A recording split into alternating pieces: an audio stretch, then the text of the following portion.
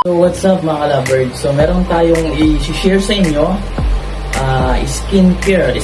skincare para sa mukha natin. So na-unbox ko na pala siya, ano ko na siya. So, ito siya. Ayan. Ivana skincare. Ayan, Ivana yan guys ha. So ito, meron tayong libreng bulak. Ayan, meron kasama na libreng bulak siya. So ito, buksan na natin siya guys. Buksan na natin ang ating skincare. Ito. Ayan. Para subukan natin yung viral ngayon na skincare. Ivana. Baka naman.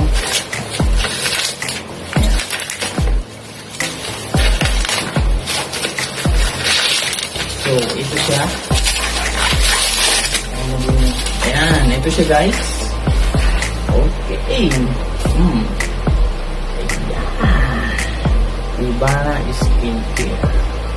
Tag 560. Ivana skincare. Ayan siya guys.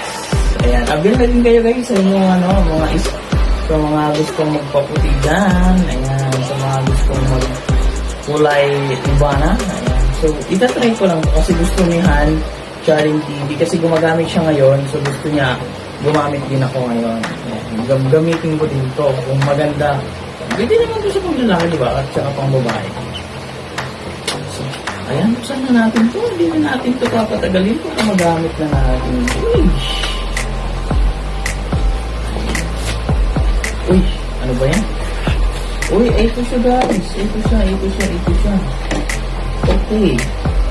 Ito yung toner niya. Toner. Ivana Skin Glow Toner. Ayan siya guys. Ivana Skin Glow Toner. Ayan. And then, meron tayong ayan. Day cream. Ayan, meron siyang day cream.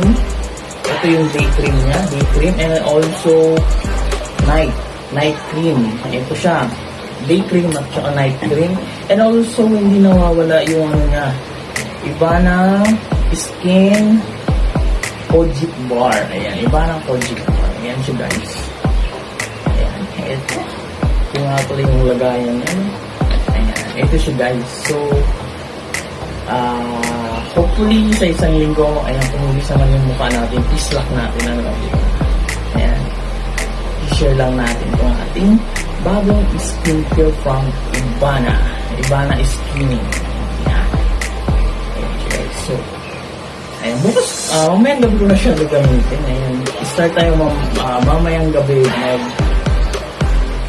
gumamit nito. So, ito siya guys. Ayan. Sa mga gusto mag-avail guys sa Lazada.